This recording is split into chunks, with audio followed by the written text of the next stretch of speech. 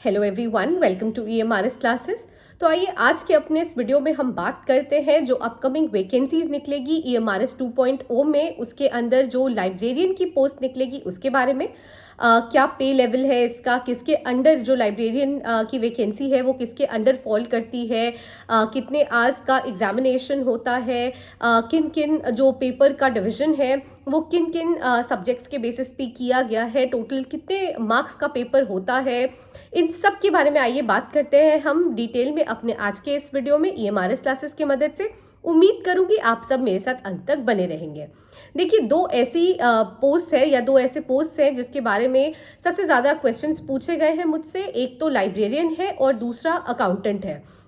Accountant के लिए ना सिर्फ क्वेश्चंस पूछे गए हैं बट अकाउंटेंट के लिए रिक्वेस्ट भी किया गया था कि मैम आप प्लीज़ अकाउंटेंट के बारे में भी एक सेपरेट वीडियो बनाएं सारे बेसिक इन्फॉर्मेशन देते हुए।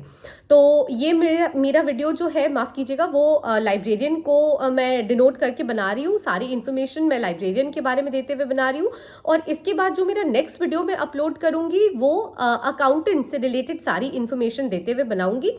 तो आइए शुरू करते हैं अपना वीडियो बिना कोई टाइम वेस्ट किए हुए और जानते हैं कि लाइब्रेरियन से रिलेटेड जो बेसिक पॉइंट्स है या जो इंपॉर्टेंट पॉइंट्स है वो क्या क्या है।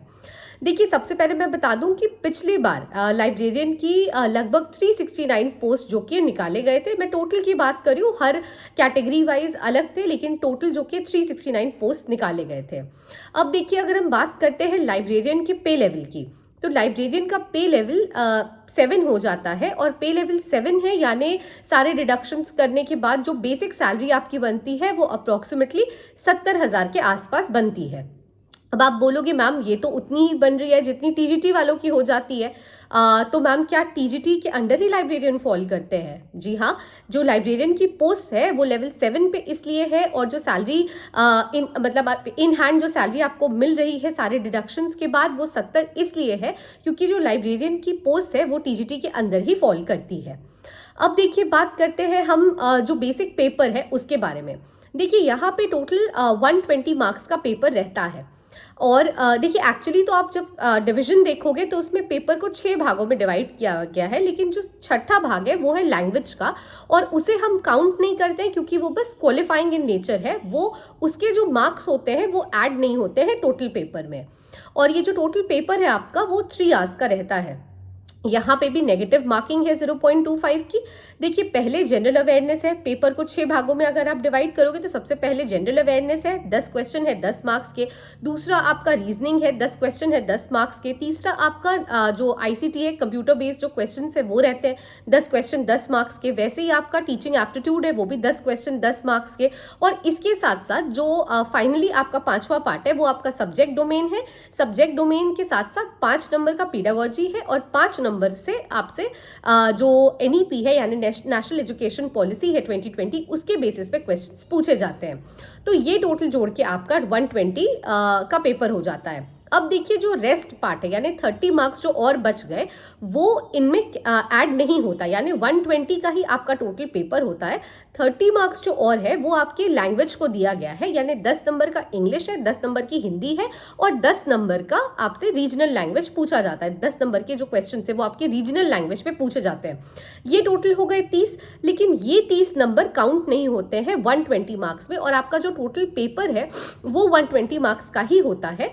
और ये जो 30 नंबर के क्वेश्चंस पूछे जाते हैं, ये 30 नंबर के क्वेश्चन सिर्फ क्वालिफाइंग है, यानी आपको इसे क्वालिफाई करना जरूरी है। हर 10-10 मार्क्स पे, यानी 10 नंबर के इंग्लिश में, 10 नंबर के हिंदी में और 10 नंबर के रीजनल लैंग्वेज में आपको 4-4 अंक लाना रिस्पेक्टिवली। 10 में से 4 हिंदी में, 10 में से 4 इंग्लिश में और 10 में से 4 रीजनल लैंग्वेज में अनिवार्य है, यानी मैंडेटरी है। और जो भी इसको क्वालिफाई कर लेता है, जो भी 4-4 अंक ले आता है तीनों में, उसका rest of the paper correct होता है। यानी पहले लैंग्वेज पेपर करेक्ट होता है 30 मार्क्स का। जब आप लैंग्वेज पेपर में तीनों में 10-10 में से 4-4 अंक ले आते हो तब आपका स्कोरिंग पार्ट यानी 1 to 5 जो सेक्शंस है ना, जनरल अवेयरनेस है, ICT है, नॉलेज ऑफ ICT है, रीजनिंग है, टीचिंग एप्टीट्यूड है, आपका जो सब्जेक्ट डोमेन है अलोंग विद पीडागोजी और NEP 2020, तब ये करेक्ट होता है और तब आपके मार्क्स निकल के आते हैं 120 आउट ऑफ जो भी आपने मार्क्स सिक्योर किया है, स्कोर किया है वो। ये जो पार्ट है क्वालिफाइंग पार्ट है, लैंग्वेज पार्ट, और वो पहले करेक्ट हो जाता है। अगर आप लैंग्वेज में क्वालिफाई कर जाते हो तब आपका rest of the part correct होता है, लेकिन लैंग्वेज के मार्क्स सिर्फ क्वालिफाइंग है और वो स्कोरिंग नहीं है, और वो जो कि टोटल 120 में ऐड नहीं किए जाते हैं। तो आई होप कि लाइब्रेरियन के पोस्ट से रिलेटेड जो जो इम्पोर्टेंट पॉइंट्स हैं वो मैंने आपको बता दिया है कि कैसे ये टीजीटी के अंदर फॉल करता है, कैसे 3 घंटे का पेपर होता है, कैसे लैंग्वेज जो कि है आपका जो पेपर है वो स्कोरिंग नहीं है, वो सिर्फ क्वालिफाइंग है, और टोटल कितने मार्क्स के क्वेश्चंस पूछे जाते हैं, कितने ड्यूरेशन आपको दिया जाता है पेपर को सॉल्व करने में, इन सब के बारे में मैंने आपको बेसिक इन्फॉर्मेशन दे दी है। तो thank you so much for watching the video till the end. Please stay tune to EMRS classes and please do like, share and subscribe our channel. Thank you.